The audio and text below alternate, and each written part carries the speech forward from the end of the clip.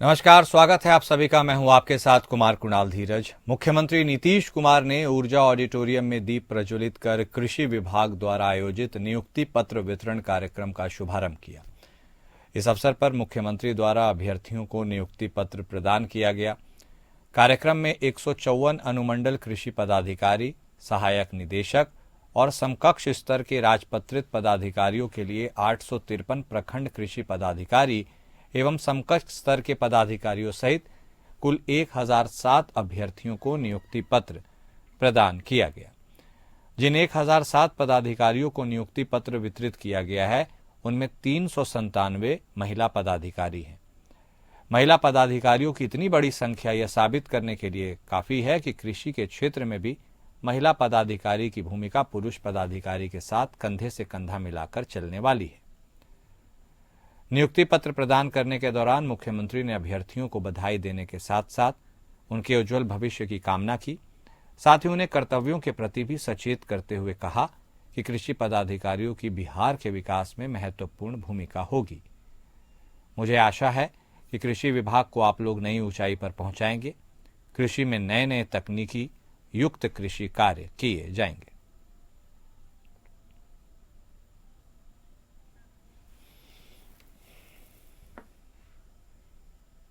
झारखंड के धनबाद जिले के अलकडीहा ओपी के जीनागोड़ा कालीथान स्थित देवप्रभा आउटसोर्सिंग परियोजना में रैयतों की जमीन पर जबरन ओबी डंपिंग और जमीन का जबरन अधिग्रहण करने के विरोध में सैकड़ों महिलाएं और पुरुष और अन्य ग्रामीणों ने पारंपरिक हथियार से लैस होकर परियोजना में घुसकर परियोजना को बंद करा दिया।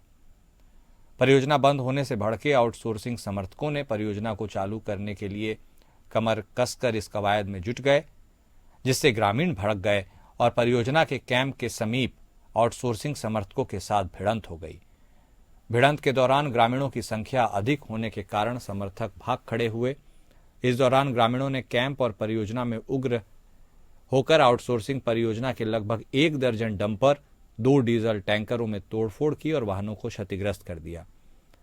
लगभग 2 दर्जन परियोजना कर्मियों के मोटरसाइकिलों में आग लगा दी। दोनों गुटों के समर्थकों के भिड़ंत के दौरान बेतहाशा मारपीट और पत्थरबाजी की घटना हुई। इसमें तिसरा थाना प्रभारी सुमन कुमार सहित 1 दर्जन लोग घायल हो गए। घटना के बाद बड़ी संख्या में पुलिस बल और सीआईएसएफ के जवान पहुंचकर किसी तरह स्थिति को नियंत्रित किया गया। घटना के बाद से परियोजना में कामकाज ठप है। घटना में घायल मिथुन बावरी, कालीपद कुमकार, राजकुमार रजक, चांदनी देवी, बिजौला देवी, रेखा देवी और अन्य लोग शामिल हैं। घायल होने के बाद इन सबका एसएनएमएमसीएच अस्पताल धनबाद में इन्हें भर्ती कराया गया। घटनास्थल पर जोड़ापोखर अंचल निरीक्षक पंकज भूषण, बलियापुर सीओ प्रवीण कुमार सहित अंचल के सभी थाना अधिकारी और पुलिस बल के साथ उन्हें तैनात किया गया है। अभी तो एसडीओ सर का फोन आया था, तो हम यहाँ पे साइट पे आए हुए हैं। ग्रामीणों और कंपनी के लोगों के बीच में कुछ झड़प हुई है और कुछ बाइक को जला दिया गया है। तो पुलिस यहाँ पे उपस्थित है। इस मामले में आपकी भूमिका क्या होगी? सर, आपके हिसाब से क्या होना चाहिए? आपको भेजा गया? अभी तो हम लोग देख रहे हैं क्या मामला है, पूरा मामला हम नहीं देख पाए। फिर इनका सेटअप जो है सो नया है, सीसीटीवी वगैरह लगा हुआ नहीं। दिल्ली विधानसभा चुनाव और मिल्कीपुर विधानसभा उपचुनाव में भारतीय जनता पार्टी की जोरदार जीत पर राजधानी लखनऊ स्थित बीजेपी प्रदेश कार्यालय पर कार्यकर्ताओं ने जश्न मनाया। ढोल नगाड़ों की थाप पर नाचते गाते कार्यकर्ताओं ने एक दूसरे को मिठाई खिलाई।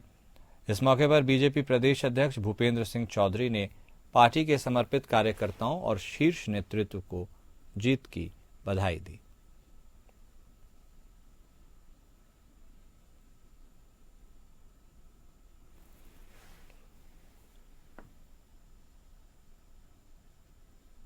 कल दिल्ली विधानसभा चुनाव के नतीजे जारी हुए थे। दिल्ली विधानसभा में भारतीय जनता पार्टी ने अपना परचम लहराया था।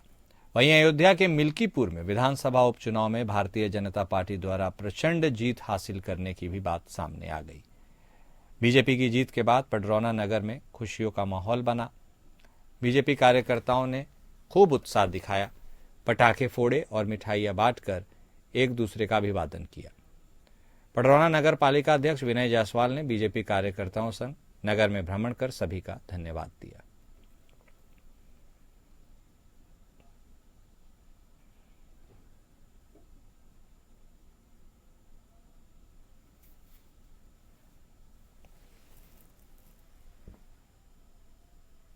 मुरादाबाद में बीजेपी के जिला कार्यालय पर जश्न मनाते भारतीय जनता पार्टी के कार्यकर्ता देखे गए। इसके साथ ही पार्टी के तमाम पदाधिकारी भी एक दूसरे को मिठाई खिलाकर उन्होंने अपनी जीत की खुशियां शेयर की। ढोल नगाड़ों पर वे झूमते हुए नजर आए। बीजेपी कार्यकर्ता पटाखे फोड़ते हुए भी देखे गए। उन्होंने खूब जश्न मनाया। बीजेपी जिलाध्यक्ष आकाश पाल ने मीडिया से बातचीत करते हुए बताया कि आज मुरादाबाद के भारतीय जनता पार्टी जिला कार्यालय पर बीजेपी के पदाधिकारी और कार्यकर्ता दिल्ली विधानसभा की जीत को लेकर मिठाइयां बांट रहे हैं। उन्होंने कहा कि दिसंबर में बिहार में चुनाव होने वाले हैं, उसमें भी बीजेपी अब की बार अपनी सरकार बनाएगी। आने वाले समय में मिल्कीपुर में हुई जीत का भी जश्न मनाया जाएगा।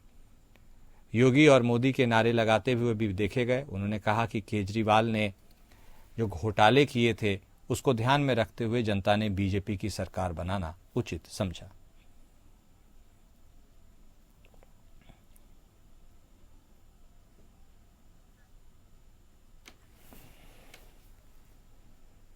दिल्ली और उत्तर प्रदेश के मिल्कीपुर में बीजेपी की ऐतिहासिक जीत के बाद दीनदयाल उपाध्याय नगर के बीजेपी कार्यकर्ताओं ने नगर स्थित काली मंदिर के पास ढोल नगाड़ों के साथ भव्य विजय जुलूस निकाला।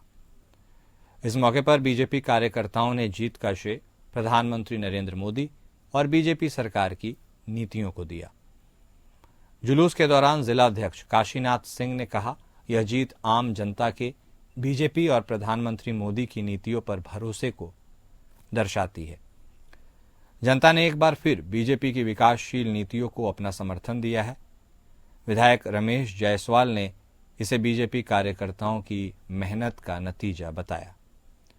उन्होंने कहा कि दिल्ली और मिल्कीपुर चुनावों में बीजेपी कार्यकर्ताओं की अप्रत्यक्ष और प्रत्यक्ष मेहनत ने यह जीत दिलाई है। जनता ने इस चुनाव में अहंकार और झूठे प्रचार करने वालों को कड़ा सबक सिखाया है।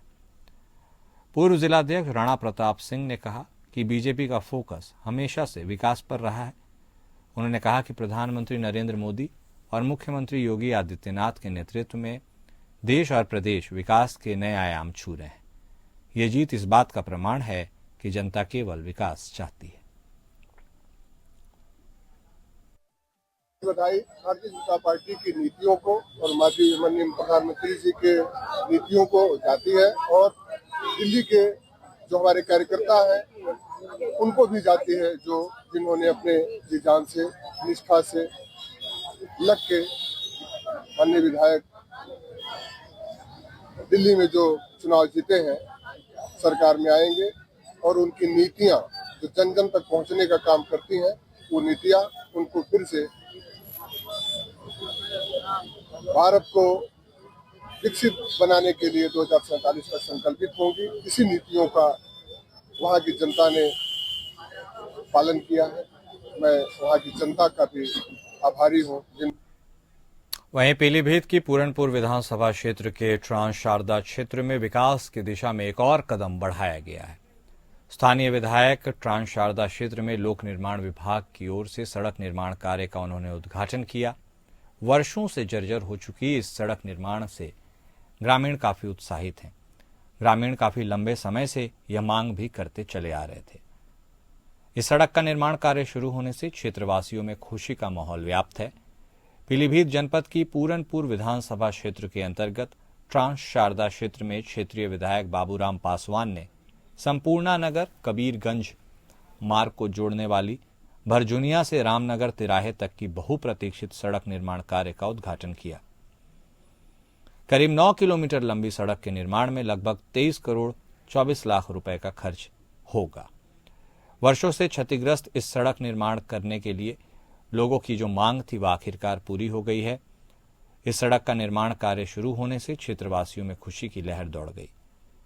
इस मौके पर वहां मौजूद क्षेत्रवासियों ने क्षेत्रीय विधायक बाबूराम पासवान का आभार जताया।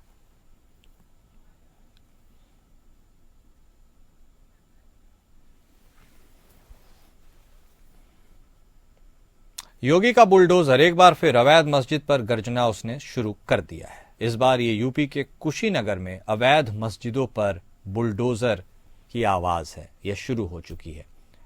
इस बार कुशीनगर के नगर पालिका के समीप अवैध रूप से बने मदनी मस्जिद की बारी है।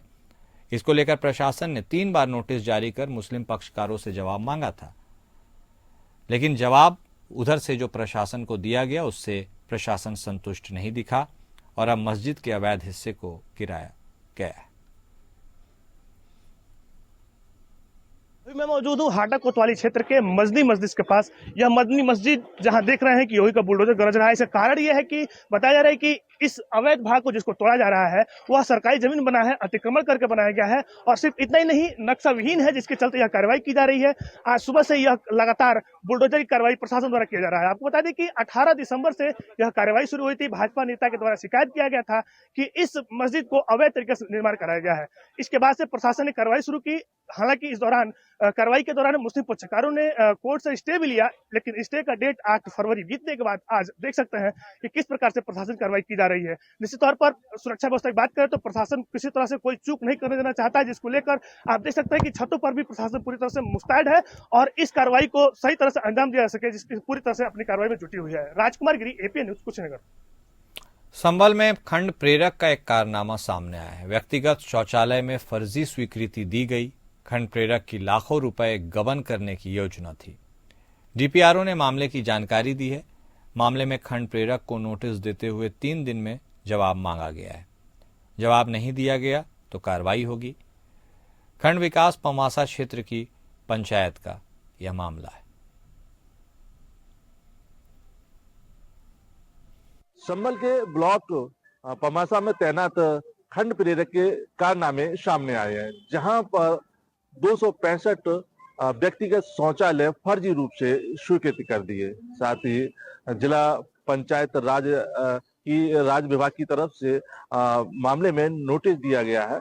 साथ ही एडीओ पंचायत पमासा को कारण बताओ नोटिस जारी किया गया है, लेकिन उपेंद्र कुमार पांडे डीपीआरओ पर भी पद का दुरुपयोग करने, घोटाला जैसे करने के आरोप लग चुके हैं। तो जो नीचे उनके काम करते हैं उनका भी मन जो है बढ़ जाता है और घोटाले की सोच लेते हैं। लेकिन इसमें नोटिस की दिया गया है, कारण पूछा गया है कि यहाँ जो है किस तरह से आपने जो है 265 शौचालय व्यक्तिगत स्वीकृत कर दिए, लेकिन इसमें देखना ये होगा कि कब तक इसमें कार्रवाई होती है।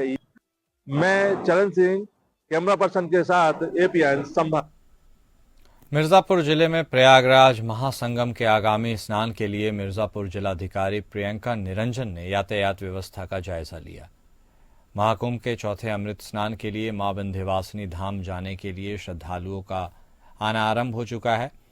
श्रद्धालुओं की यात्रा को सुगम बनाने के लिए जिलाधिकारी प्रियंका ने यातायात व्यवस्था को दुरुस्त करने के लिए निर्देश दिया है।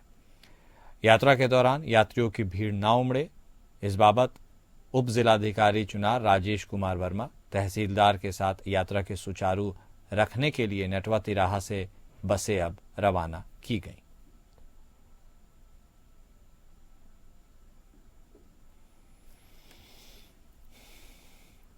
तो मिर्जापुर की ये तस्वीरें हम आपको दिखा रहे हैं, जहां लगातार चूंकि लोग प्रयागराज में महाकुंभ में स्नान करने के लिए जा रहे हैं और उसके साथ ही एक बहुत बड़ी संख्या में जो श्रद्धालु हैं वह मां विंध्यवासिनी धाम के लिए भी उस ओर आते हैं। और इसी को ध्यान में रखते हुए मिर्जापुर के जिलाधिकारी प्रियंका निरंजन ने यातायात व्यवस्था का जायजा लिया है। यातायात व्यवस्था का उन्होंने मुआयना किया। महाकुंभ में चौथे अमृत स्नान के लिए मां विंध्यवासिनी धाम जाने के लिए श्रद्धालुओं का जो आना है वह शुरू हो गया है और इसीलिए श्रद्धालुओं की यात्रा को सुगम बनाने के लिए जिलाधिकारी ने अपने निर्देश में यह साफ किया है कि किसी भी प्रकार की कोई दिक्कत ना हो और यातायात व्यवस्था दुरुस्त रहे।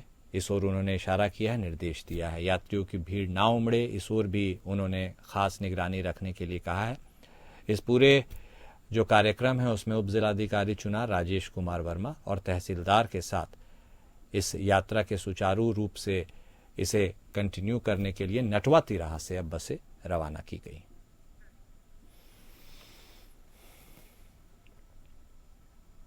खबर अब यूपी के सोनभद्र से है, जहां श्रद्धालुओं से भरी एक बोलेरो और ट्रेलर में जोरदार टक्कर हो गई। श्रद्धालुओं से भरी बोलेरो महाकुंभ से लौट रही थी, तभी मुर्धवा अंबिकापुर मार्ग पर एक अनियंत्रित ट्रेलर ने बोलेरो को जोरदार टक्कर मार दी।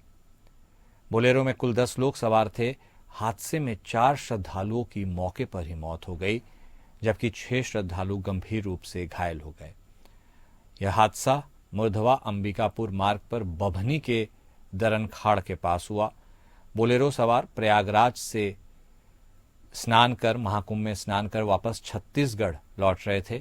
मौके पर पहुंची पुलिस मृतकों की शिनाख्त में जुटी है। यह खबर उत्तराखंड से है, जहां उत्तराखंड में 38वें राष्ट्रीय खेल चल रहे हैं। अब राष्ट्रीय खेल समापन की ओर है। उत्तराखंड सरकार ने इन खेलों को यादगार बनाने के लिए समापन समारोह की तैयारियां कर ली है।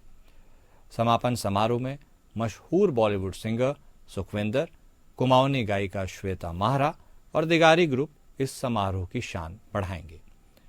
वहीं समापन समारोह की तैयारियों को लेकर खेल मंत्री रेखा आर्य ने सचिवालय में उच्च अधिकारियों की बैठक ली, जिसमें कार्यक्रम की रूपरेखा तय की गई।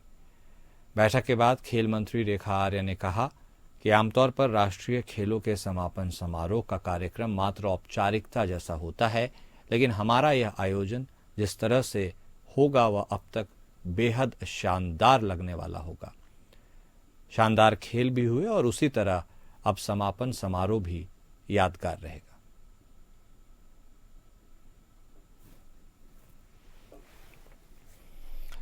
गीताजी की प्राकट्य स्थली ज्योतिसर में माथा टेकने के लिए मुख्यमंत्री नायब सिंह सैनी पहुंचे। उन्होंने यह बात कही कि जनता ने दिल्ली की आपदा वाली सरकार को चलता कर दिया।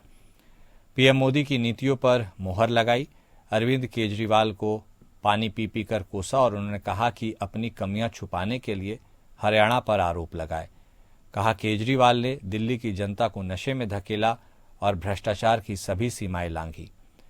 मुख्यमंत्री सैनी ने कहा कि केजरीवाल ने दिल्ली की जनता को नशे की ओर ढकेलने के लिए मजबूर किया, भ्रष्टाचार किया, दिल्ली की जनता को गंदा पानी पीने पर मजबूर किया। बेहतर मेडिकल सुविधाओं की जगह जनता अच्छे इलाज और शिक्षा से भी वंचित रह गई। उन्होंने कहा कि अब दिल्ली में भी डबल इंजन की सरकार है और विकास कार्यों की झड़ी लगा दी जाएगी। केजरीवाल का जो विचार है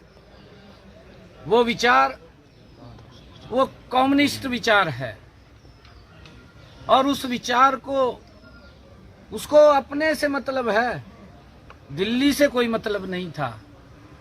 दिल्ली के लोगों को सुविधाएं मिलनी चाहिए, उससे कोई मतलब नहीं था। दिल्ली के नाले, दिल्ली के सीवरेज, दिल्ली की गलियों में पानी, जो लोगों ने पिछले 10 वर्षों का वो अत्याचारी शासन सहा है, आज दिल्ली के लोगों ने उस आपदा को बाहर किया है। मोदी जी की नीतियों पे मुहर लगाई है। मैं आदरणीय प्रधानमंत्री जी को बहुत बधाई देता हूं कि उनके कुशल नेतृत्व के अंदर आज दिल्ली में सरकार बनी है और केजरीवाल ने तो अपनी कमियां छुपाने के लिए हरियाणा के ऊपर ही आरोप लगा दिया। साइबर सिटी गुरुग्राम में एक दिल दहला देने वाला मामला सामने आया है, जहां ट्यूशन पढ़ाने के दौरान हुई दोस्ती एक तरफा प्यार में तब्दील हो गई। जब युवती ने शादी करने से इनकार किया तो युवक ने उसके सिर पर गोली मार दी और फरार हो गया। युवती को गंभीर हालत में हॉस्पिटल ले जाया गया, जहां वह जिंदगी और मौत से जूझ रही है। पीड़िता के पिता की शिकायत पर पुलिस ने मामला दर्ज कर लिया है। आरोपी युवक को गिरफ्तार भी कर लिया गया है। वारदात गुरुग्राम के सेक्टर 37 की है। युवती पहले से ही विवाहिता है और 2 बेटियों की मां है। गुरुग्राम पुलिस के प्रवक्ता संदीप कुमार ने बताया कि सेक्टर 37 के सामने एक महिला को गोली मारी गई। इस घटना पर बयान देते हुए उन्होंने कहा कि जब इसकी सूचना मिली तो पुलिस घटनास्थल पर पहुंची। पीड़िता के पिता ने शिकायत की थी कि उसकी बेटी ट्यूशन पढ़ाती है और ससुराल छोड़कर मायके में अपनी 2 बेटियों के साथ रही थी। इसका नाम राधा बताया जा रहा है। राधा गुरुग्राम के सेक्टर 37 में ही सिक्योरिटी गार्ड की नौकरी कर रही थी। आरोपी राधा से शादी करने के लिए कहता था, परंतु राधा ने शादी करने से मना कर दिया था। इसी बीच वह व्यक्ति जिसका नाम उपेंद्र बताया जा रहा है वो उससे मिलने आया और उसकी कंपनी के रास्ते में पार्क के पास राधा को जान से मारने की नीयत से गोली मारी। 7 फरवरी 2025 को गुरुग्राम पुलिस को एक सूचना मिली थी कि सेक्टर 37 के एरिया में एक महिला को गोली मार दी गई है, जिस पर गुरुग्राम पुलिस की 11वीं तुरंत घटनास्थल पर पहुंची और जो विक्टिम थी, जो महिला थी जिसको गोली लगी थी, उसको हॉस्पिटल में एडमिट करवाया गया और सीन ऑफ क्राइम की टीम तथा अलग अलग क्राइम ब्रांच की टीमों ने घटनास्थल की विजिट की।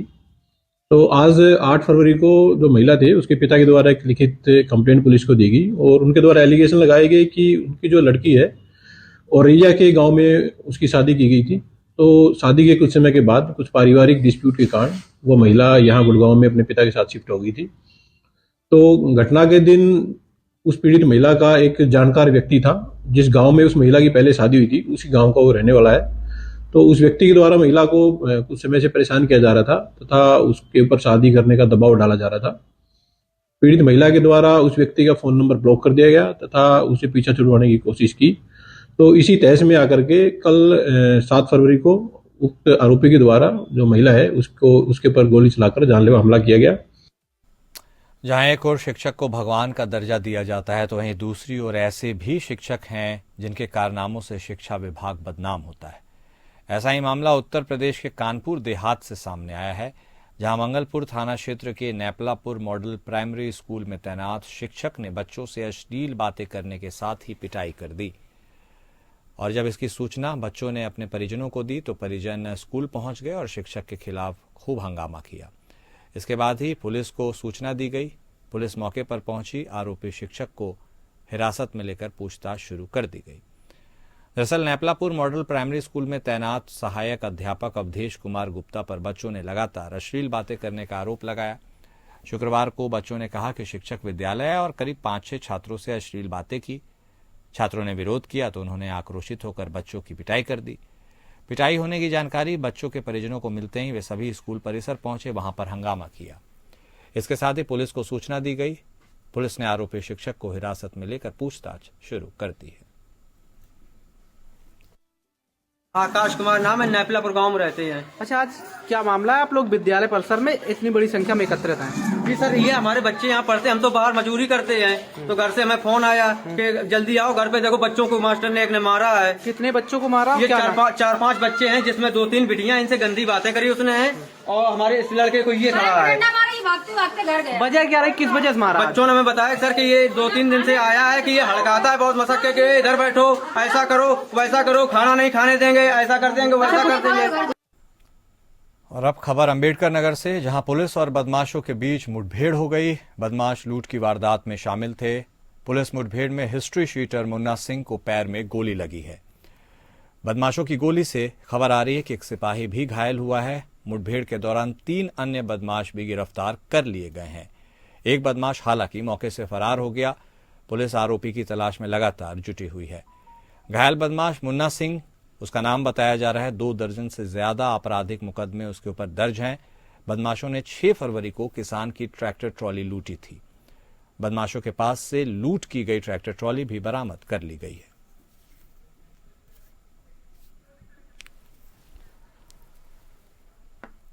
और फिलहाल इस बुलेटिन में अभी के लिए बस इतना ही। नमस्कार।